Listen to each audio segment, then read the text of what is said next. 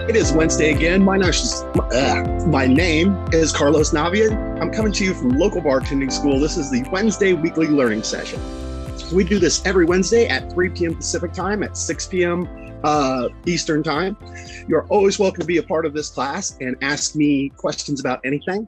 I have been a professional bartender for 20 plus years in Florida, Alabama, Arizona, Tennessee, California, even ran a bar in Mexico for a while, which is where I met my wife. Lives with me here now in San Luis Obispo, California, where I'm coming to you from my little tiki bar in the backyard here. Been training bartenders for about 8 years for local bartending school. Do a lot of one-on-ones, do this every week. I've even done some of the videos in the online portion of the course. You can always be a part of this by hitting the link on Facebook. There's one link if you're already enrolled in the classes that'll take you directly into this Zoom meeting. There is another link if you are not enrolled in the classes. They will ask you for a little bit of information. Then you'll be given the link to get into this class and you'll be able to talk to me live any Wednesday. So, don't think there's any questions about anything right now. So, gonna just kind of move on to a couple topics. And, we've made it through Mother's Day and Cinco de Mayo and Kentucky Derby and a lot of things going on last week and happened. Not a lot happening right now until the end of the month when we get to Memorial Day. That's pretty much the next big holiday and kind of kicks off, the summer season. So we're kind of at the end of spring here, getting towards the end of spring. I want to talk a little bit about Tales of the Cocktail. If you're not familiar with that, Tales of the Cocktail is a nonprofit organization. Their mission is for the advancement of the hospitality industry. If you go to talesofthecocktail.org, it is free to sign up for their newsletter. They send all kinds of cool things out that you can be a part of. They also have a national convention every year held in the French Quarter in New Orleans, Louisiana. It has been done virtually for the most part for the last 2 years because of COVID. They have actually reopened it 100% in the French Quarter this year. So it's going to be a full-on Tales of the Cocktail. It's going to be actually the 20th anniversary of the conference. And basically, it's just a lot of bartenders in the French Quarter. So it's a very cool thing. Tickets have gone on sale for that. But if you can't make it, out to New Orleans to the French Quarter, it doesn't mean that you can't be a part of Tales of the Cocktail as well. It will still be virtual on the virtual platform. You can download an app. It's been 100% free. I don't know why it would be any different this year. Should be free to download the app. And you can join in conferences. You can join in live conferences with people all around the globe. And it's very cool because you can type in questions and moderators will ask them questions. So it is interactive and it is live, as well as some stuff that's taped, but you can be a part of that. And there's a lot of cool things. They do a lot of very cool things and a lot of great information being passed around, in their forum and through their app. So we do have that coming up end of July. I believe that is, I've got it written down, July 25th through 29th. So we got a little while on that. But if you did want to go out to New Orleans and party with another bunch of bartenders in the French Quarter, tickets are on sale for that, and you can go check that out. Very, very, very cool thing. The other thing I wanted to mention is that I saw in one of my emails a new contest coming up. So Jose Cuervo is having a contest. What do they call it? Margarita Shake Up is their contest. And they're looking for the next great margarita idea. So I didn't see any regulations on who could enter. I think pretty much anyone can enter. If you go to cuervomargshakeup.com, cuervomargshakeup.com, you'll see the entry and you can come up with an idea and, and put in your margarita idea. And I think there's a big prize, a big cash prize if you win and they take your ideas to the next new great Jose Cuervo margarita idea. So if you got some margarita ideas, you want to put something out there, go to their website, check it out, and put in your entry. It doesn't cost anything, and that doesn't hurt to try. I've never won anything at this point, but I think the best advice I've got was enter contest before you feel like you're ready. It's the only way you start to know what contests are about and what they entail and what's going on and get better at it is by trying it and doing it. So encourage everybody to throw in an entry, if you have some free time, make up your own margarita and have some fun with that. So today I wanted to talk a little bit about glassware and just the kind of glassware we're going to see in the bar and use in the bar as bartenders. I like to premise this by saying I have a lot of stuff here. I didn't spend a lot of money on it. The majority of the stuff I have, with the exception of this glass, comes from Dollar Tree, Goodwill, or I've paid $2 for some glassware at my local restaurant supply store. And I stop by there occasionally. If they have broken cases that are not full, they'll sell me the singles. They'll give me a good deal on them, which I have some new ones that I'm going to bring out here at the end that are my new favorite glasses, favorite toys that I got for $2. If they have whole cases, they're going to sell them as whole cases. They don't generally want to break those up. But I always see if they've got something loose, if they got a couple random ones. Sometimes a case will drop, part of the case will break. They can't sell it as a whole case. So they'll have some loosies that I get a good deal on. So, if you need some barware, some stuff to practice with or stuff to make your home bar, it really doesn't take a lot of money. A handful of glasses that I have here that I found at Dollar Tree are used in very nice hotels here in Central California where I've worked. Very nice beachfront restaurants on the beach, on the Gulf of Mexico and Florida as well. So it's not necessarily bad glassware, cheap glassware. They just buy it by the tens of thousands, if not hundreds of thousands, and they get a great deal on it. I don't need that many, so I'm happy to pay $1 or now $1.25. Dollar-ish tree is what I've heard we call it now. So, it's not that hard to go to a local thrift shop, go to Dollar Tree or check out a restaurant supply store and find some good practice wear or just some good barware if you're trying to build your home bar to have people over to your house. So I just want to kind of run through the different glasses and we'll work our way up the line. Have my handy dandy shot glass and pretty easy one here. We use it to take shots. We have a little bit bigger glass like this. It's about 4.5 ounces here.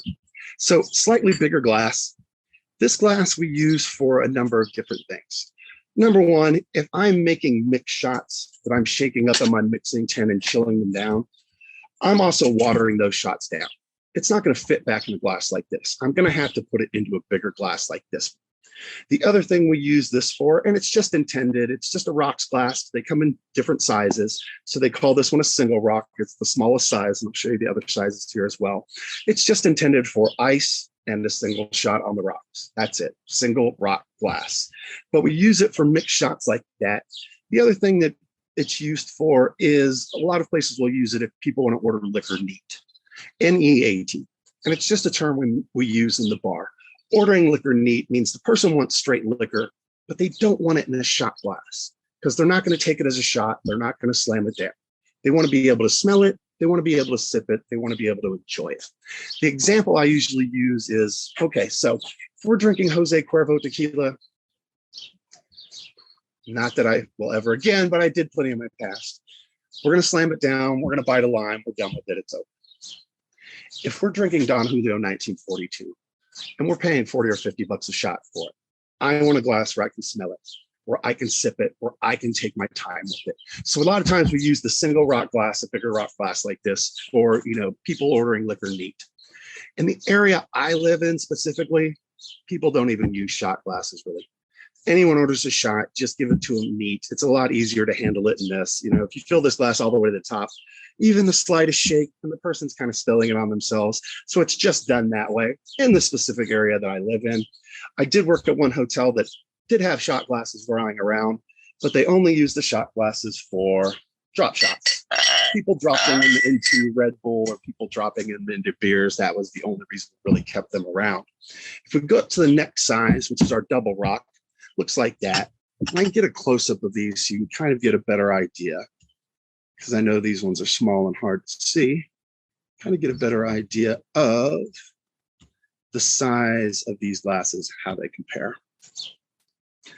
So you can see shot glass, our single rock here that's about 4.5 ounces, and our double rock that's usually about 8 to 9 ounces. That's about the range of those right there. We'll go back to our reveal cam. So we've got our double rock. It's intended for ice and a double shot. That's the double rock.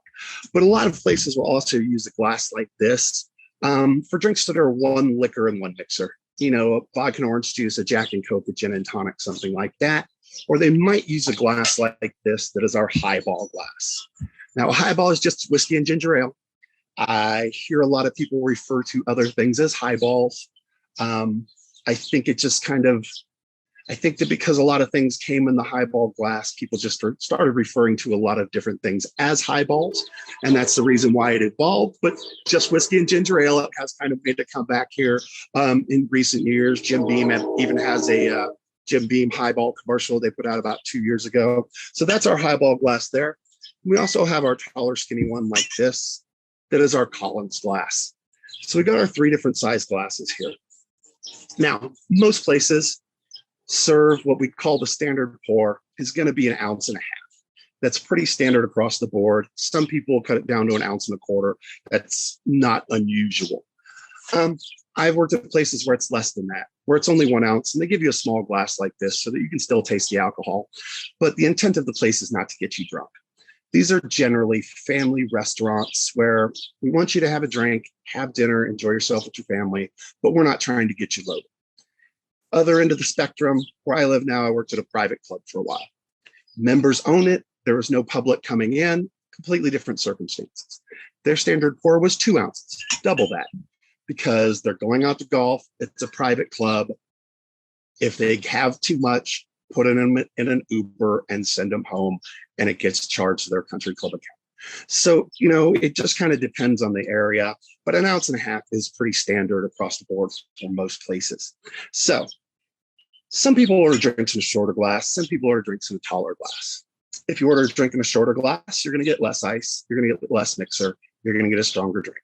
If you order it in a taller glass, you're going to get more ice, more mixer. You're going to get a weaker drink. Doesn't matter the size of the glass. They pay for 1.5 ounces of alcohol. They get 1.5 ounces of alcohol. Okay. We don't want to over pour. It's costing our boss money. We don't want to under pour because it's a legitimate business. We want to give people what they pay for. People try to intimidate bartenders sometimes, hey, give me a big glass and make it strong. Well, I can give you a double pour and charge you for a double because that's the only way I'm going to make it strong with a big glass. I don't say that last part, but that's the way it is. People always try to hook me up or this and that. And look, here's the reality of it. People that want something for free, people that want to be hooked up, don't tip good because they're cheap. And that's all there is to it. We're looking for the people that don't care what stuff costs, the people that don't matter. Those are the people that tip big. Those are the people that tip huge. So if anyone ever tells you something like, don't worry, I'll take care of you later. Hey, I'm here, you're here. Why don't you take care of me now? They're just letting you know they're going to be a crappy tipper. You're getting 15% of the best. Give the people what they paid for. We want the people that don't care. I'll buy a second one. I'll pay for a double. It doesn't matter to me. So it doesn't matter the size of the glass. What they pay for is what they get.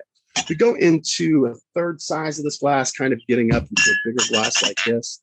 Looks a little bit different, but the same style of glass. Get some of these out of the way. We also have this fat round one here, generally referred to as a bucket style glass. This one's from Dollar Tree. It's a nice solid glass.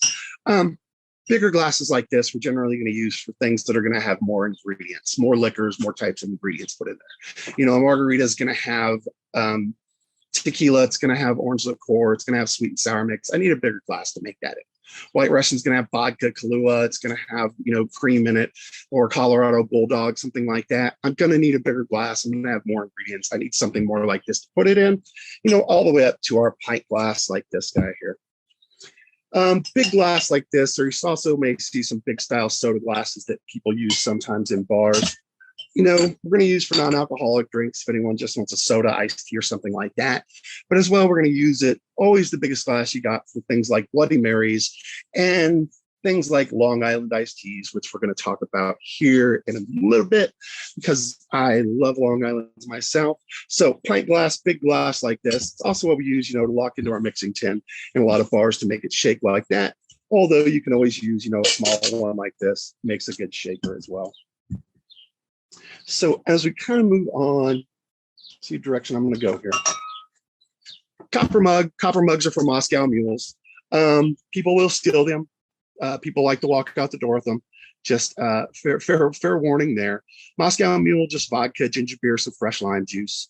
If you're not familiar with ginger beer, this is Cock and Bull. This is the one that is very popular that everybody serves where I live. So if you can find it, I like this one myself. I've tried some different types of them. I really do think this one is better than Bromberg and some of the other ones that I've tried. So if you can find this stuff, really good ginger beer to make some Moscow mules, which is a great summery drink. And we'll talk more about as we get into summertime, as we're still in the spring here. I got my coffee mug. This is used at a very fancy hotel. I got it at Dollar Tree.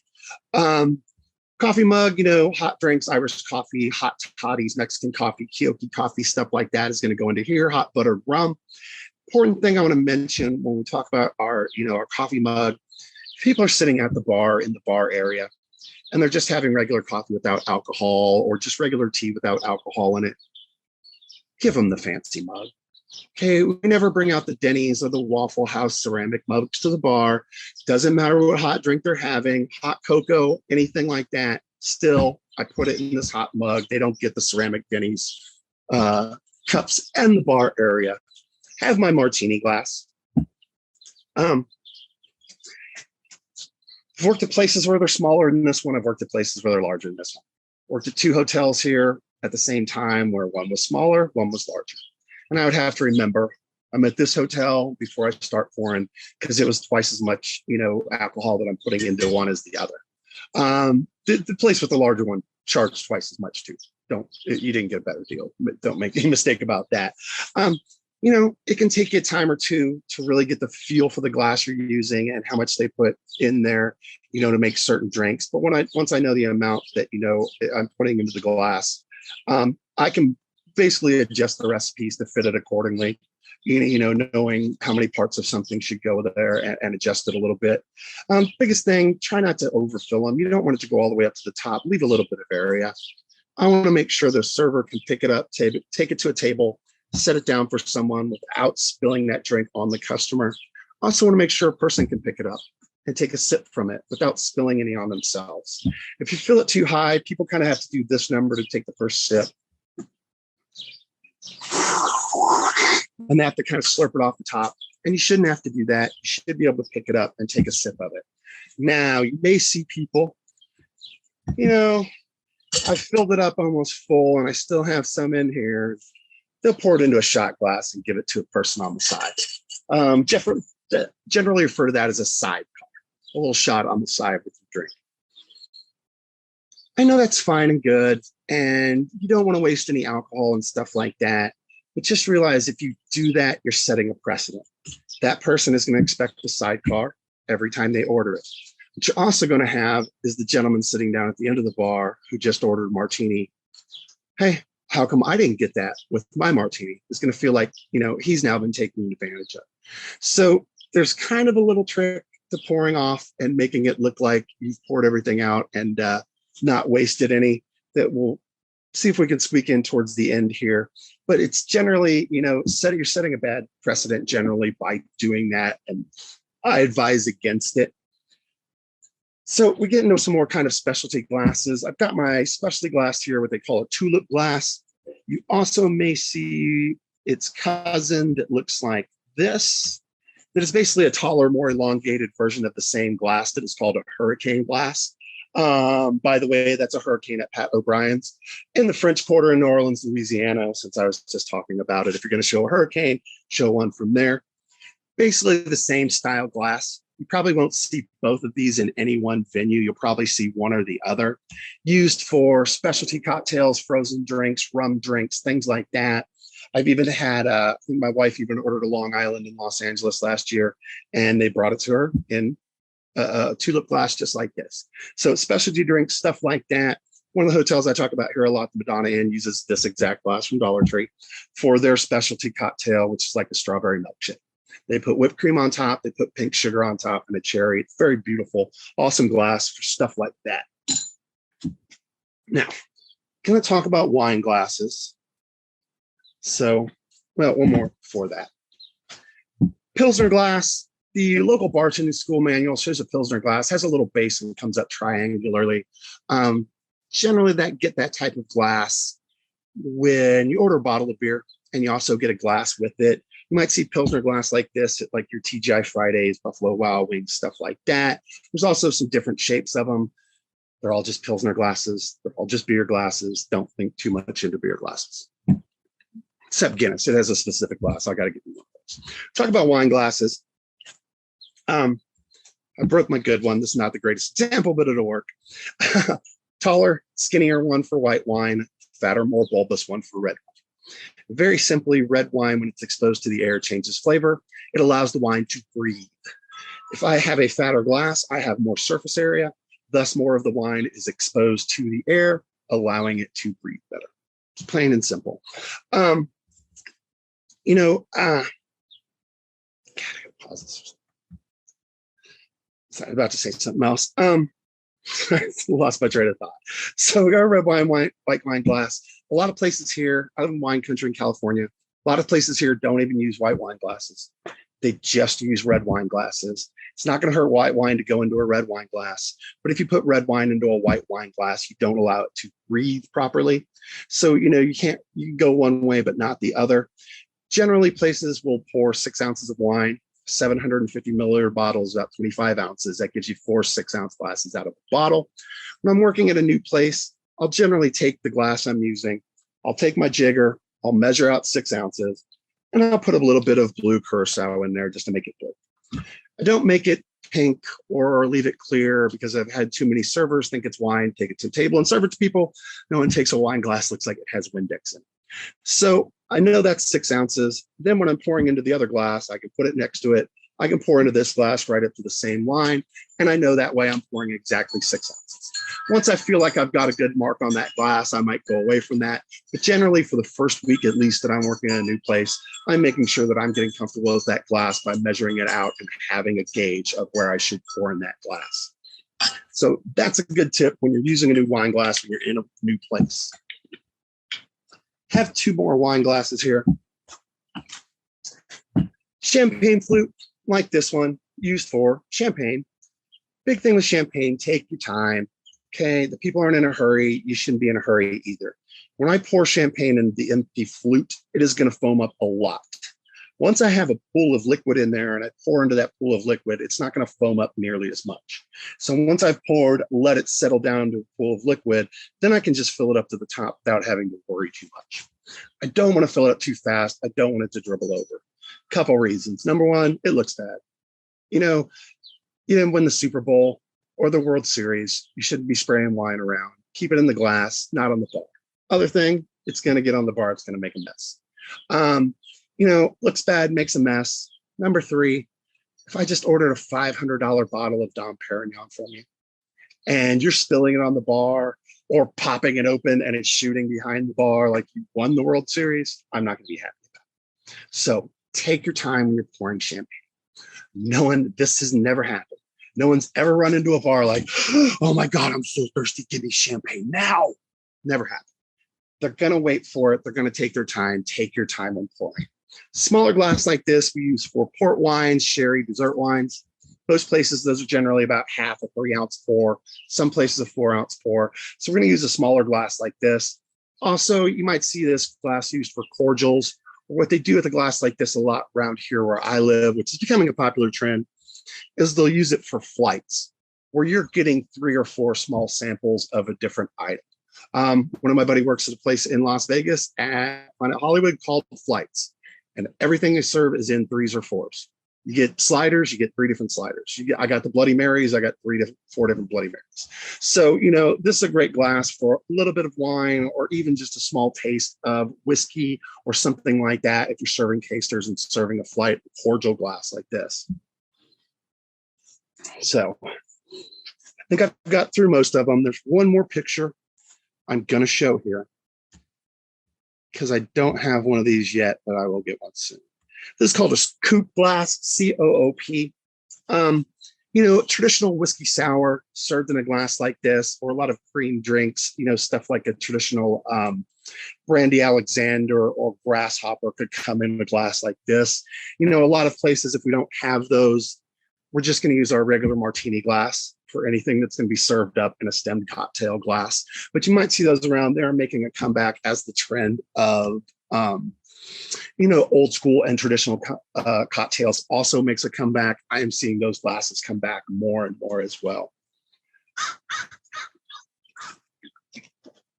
So I have one last glass to show. My new favorite toys. here. I got for $2 at the restaurant supply store here, my brandy snifters. So brandy snifters are used for, of course, brandy.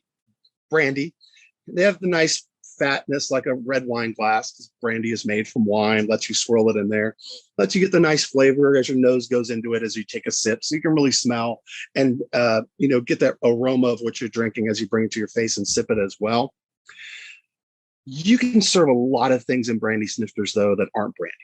A lot of liqueurs that people order after dinner neat. They're referred to as digestives. Digestive, fancy word for after dinner drink. Aperitif, before dinner. A lot of times before dinner, people will drink martinis, beer, wine, mixed cocktails. Helps stimulate your palate, get you ready to eat. After dinner, people will drink a lot of liqueur straight.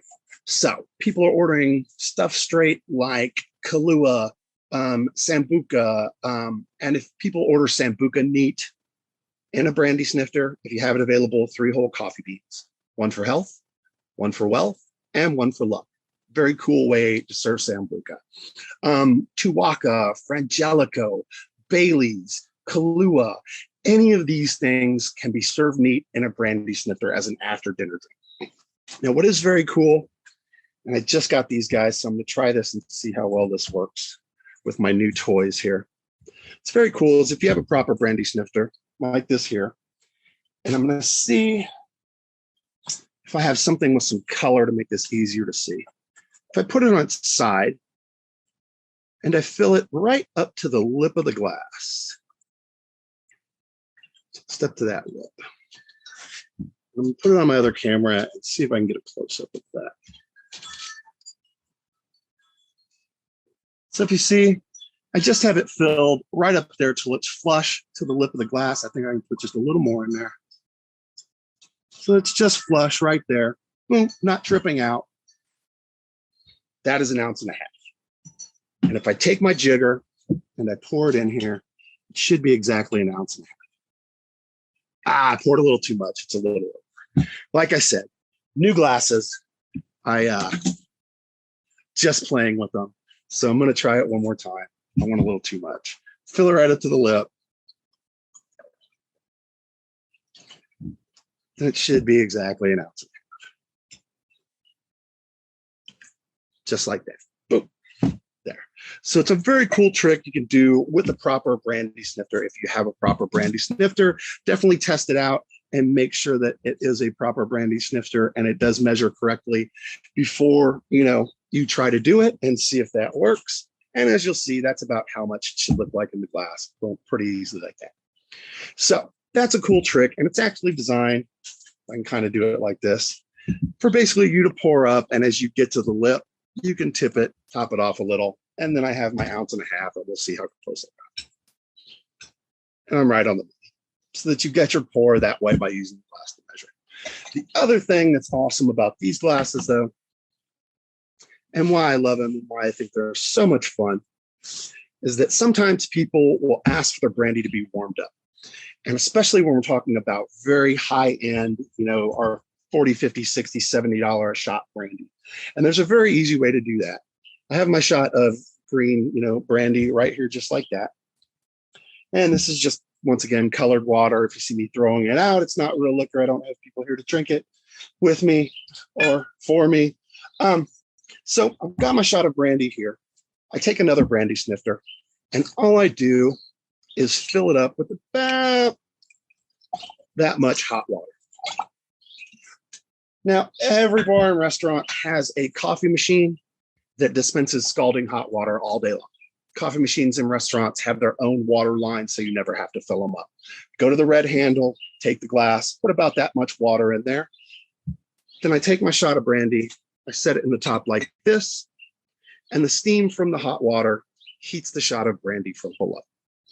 Really cool, very simple trick. The person can dunk their cigar in it, put a little on the end of their cigar. I can take a sip, I can set it back down, and I can give it a little spin. And giving it a little spin, all that does is move the brandy around so that it's not warm on the bottom and cool on top. Awesome trick if you have people that want warmed up brandy. They will love it. This is a great, great way to serve it. The only thing I say about serving this is make sure that you don't ever try to serve it already assembled. Okay. I set the hot water down first. I set the brandy in afterwards, and I walk away. And that's it. Anyone that orders this knows to give it that little spin.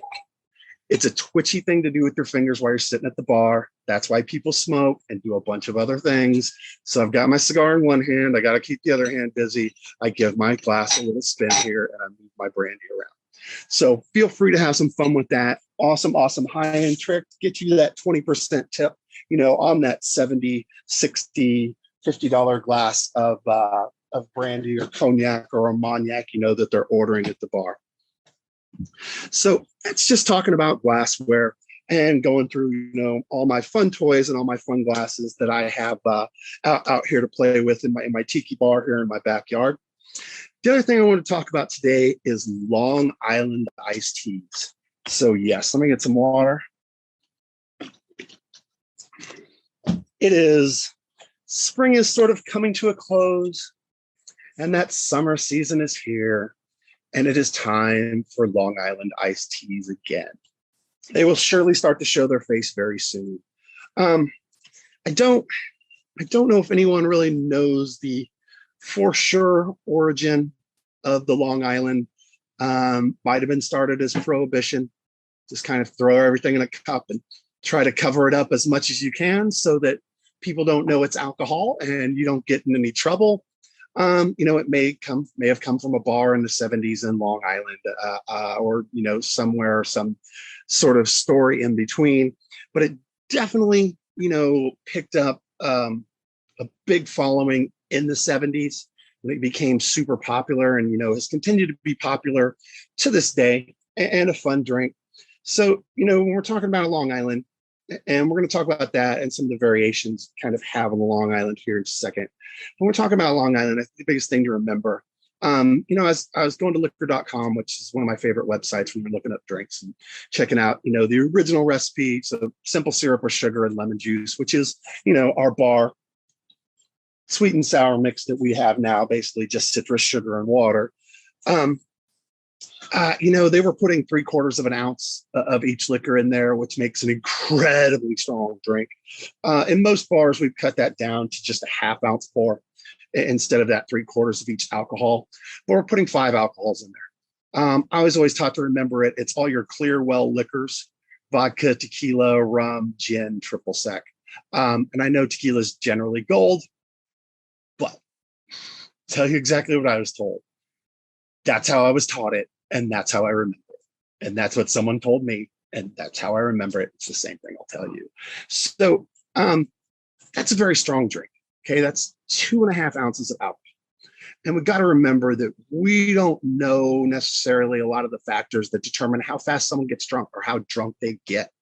Depends on your body mass, how big you are, how much water you have in your system. Men get drunker slower than ladies because ladies have less water in their system, very simply. The more water you have in your system, the more it dilutes the alcohol, or it brings down your blood alcohol concentration. Have you had anything to eat? Most of alcohol is absorbed in your lower intestines.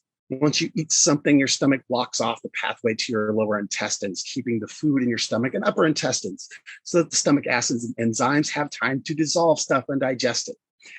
It does not soak up the alcohol. Okay, that is not the way that it works.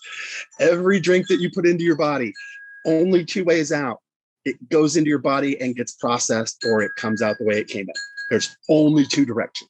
All it will do is slow down the absorption and slow the process down. But good to have, mellow somebody out, especially if they're starting to get to that point where they might have had enough and it might be time to cut them off. Weather can play into it. I've worked in some hot places where people are not used to it, where, drinking in the sunshine affects them more than they're used to. Beach in Florida, my first job I had when I was 16, pouring beer at a water park in Palm Springs, California. Yeah, I've seen a lot of people have 2 beers on a 118-degree day and look at me like, what'd you put in those beers? Because I drink Budweiser's in my backyard in the sun all the time. Well, it's not 120 degrees in the sun in your backyard. You're not swimming. You don't have all this stuff reflecting the sun from all angles. It gets to people. One of the places I worked at in Palm Springs, serve giant fishbowl margaritas. And during the summer times, they've enclosed the patio now and put a misting system to prevent this problem. But it used to be about once a week that someone would drink one of those margaritas in the sun and just pass out on the day. So, the weather can affect it. It's one of the things that can affect us as well. Exhaustion can affect somebody as well as someone's mental state, depression. And, there's always the X factor of what is in that person's system that is over the counter, prescribed, or recreational. And we don't know all of these factors. But even given all of those parameters, I can kind of categorize how liquor generally affects people in this way. Beer makes people mean, whiskey makes people fight, gin makes people think they're smarter than they are, rum makes people festive, wine makes people jolly, tequila makes people lose articles of clothing. And that's generally the way it goes down. I put 5 different things in a glass. Now that person's a wild card. I have no idea the direction you're going to go. So you really do have to keep an eye on it. The other thing is, made properly, it doesn't taste like alcohol. Thus the prohibition theory of the whole drink coming about. It really doesn't. It really goes down easy. So you do kind of got to watch people. You got someone sucking down Long Island's with a beer in the other hand. That person is out to make some bad decisions. Keep an eye on them. They're going to be a problem at some point. You want to give them some food. You want to slow them down and make sure they don't become, a large problem or a big issue.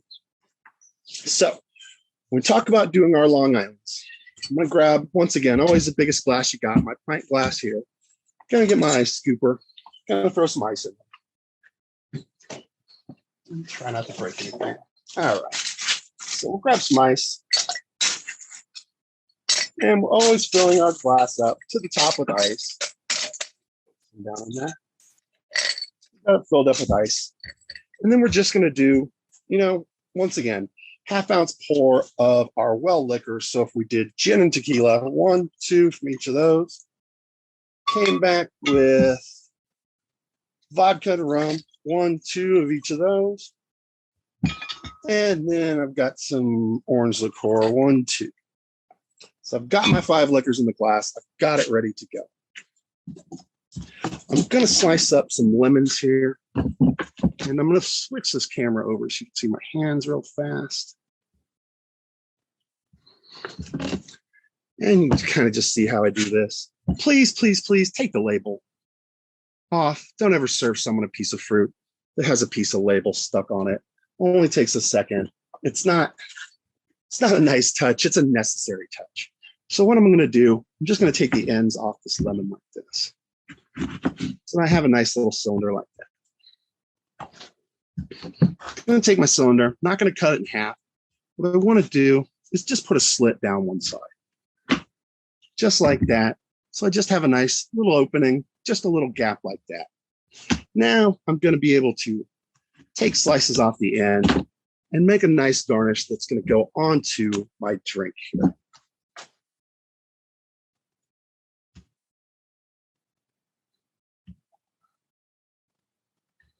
Okay, so I've got my 5 liquors. I've got my base here. I'm going to grab my sweet and sour mix, fill it almost to the top with the sweet and sour.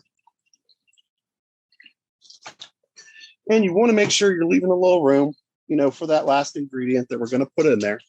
And if we're doing just a regular Long Island, we're just going to top it off with some Coca-Cola.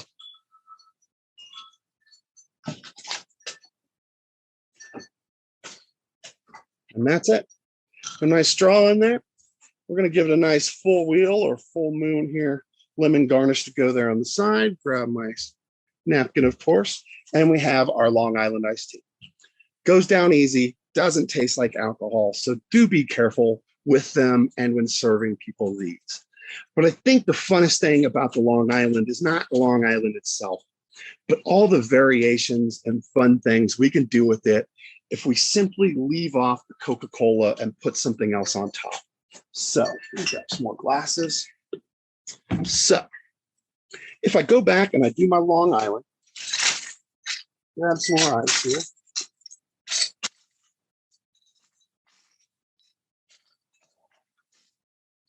And once again, we're going to do our vodka gin, 1, 2 of each. We're going to do our rum, tequila, 1, 2 of each. We're going to do our orange liqueur. Nice 1, 2. Come on, orange liqueur. There we go. We are going to go with our sweet and sour. Now, I'm going to leave that little space on the top. Now, from here, it's anyone's game, and you can really have some fun with it. So there's tons of different variations. Some of the more popular ones, if I take some blue curacao and top it off with blue curacao, 1, 2. And that's all we do for a topper. 2 circles around the top of it. That is our 1, 2 half-ounce topper, half-ounce float. So my blue curacao on top. I get my straw in there. I'll give this a nice lemon garnish as well. And we have our Adios Mother Effer. I'll try to keep this PG, keep it clean. Our Adios or AMF, Adios Mother, AMF, also known as a walk me down, I've heard it called in some circles, but probably the most popular, most recognized version of one of the Long Island variations. Another one that is also very popular. I'll grab some more ice here, fresh pint glass.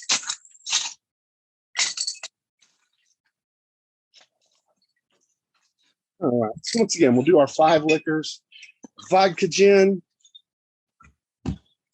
rum, tequila, 1, 2, my orange liqueur, and my sweet and sour mix. And then if we used some Midori melon liqueur on top, so I've got something that kind of looks like here. Once again, 1, 2 circles around the top. Then we now have a Tokyo iced tea. And these are probably the 2 most popular variations that we get of the drink. And we can throw a nice lemon in there as well. Finish that off with that. The Tokyo iced tea and the Adios. It's a small little thing, but I found it kind of funny how people react to it. One of the hotels I talk about here has kind of a large venue. For a stand-up concert, it holds 2,500 people. Okay. What they do is they offer for the same price, Adios, Long Island, or Tokyo tea. Okay. Before the concert starts, we take a big Gatorade tub, mix all the liquors and the sweet and sour in it. We taste it till we feel like we've got it right. Then someone would stand behind me, 24 ounce for the same price. You get a 24-ounce cup, one of the 3. Someone would just fill 24-ounce cups with ice and the mixture to right about there. Someone comes up, Long Island. I grab a cup, Coke, straw, lemon, done. Adios. I grab a cup, blue, straw, lemon, done. Tokyo, I grab a cup, Midori, straw, lemon, done. Easy way to do it. But people really dug it. And I overheard this conversation. This guy was trying to get his friend to get a Long Island. Come on, dude, get a Long Island, get a Long Island. Dude's like, I don't like Long Islands. It's like, well, get a Tokyo iced tea. Okay. And he did. And he liked it. And he had 2. And that was the only difference. So you can have a lot of fun with it. If you are doing the variations without Coca-Cola, you can throw a splash of Sprite in there. So it does have a little bubbles to it. It is not a bad touch. The other thing I'll say about Long Islands is not uncommon for people to leave the tequila out. I have seen that in a handful of places. So you will see some people that leave the tequila out. If we do one more so that we hit the full spectrum of colors here with our Long Island. I'm originally from LA. I live out here in California. Got my vodka and gin, 1, 2 of each. My rum and tequila, 1, 2 of each. My orange liqueur, 1, 2. And there's a place in the South Bay in LA called Long Beach. So if we make our base, once again, all the way up to the top like that, but instead of Coca-Cola, we just top it off with some cranberry juice. We now have our Long Beach iced tea. So all fun, all good. And you have kind of a different color for each color of the rainbow. For each spectrum there, we can throw a nice lemon garnish on that one as well. And we have our different Long Islands, our Long Beach, our Tokyo, our Adios, and of course our original Long Island. Yeah, just like that. So I wanted to do one more because I got the stuff out here. I want to have a little fun. Actually, we're running short on time, so we're going to leave it at this. Got our 4 Long Islands, our Long Island, our Adios, our Tokyo Tea, and our Long Beach. Have fun with all of them. Great time, nice color, fun drinks. Next week, I'm juggling a couple topics because I'm not sure when I want to get into Memorial Day, talking about Memorial Day stuff and going into that kind of stuff. So we'll kind of see what next week holds as far as what the plan is, what the topic is going to be. Still working on that one, but we'll be here once again, 3 p.m. Pacific time, 6 p.m. Eastern time next Wednesday. You're welcome to join me, ask me any questions about anything. And we'll have some different drinks to talk about and a different topic to talk about as well. Thank you for watching. Thank you. Have a great day. Have a great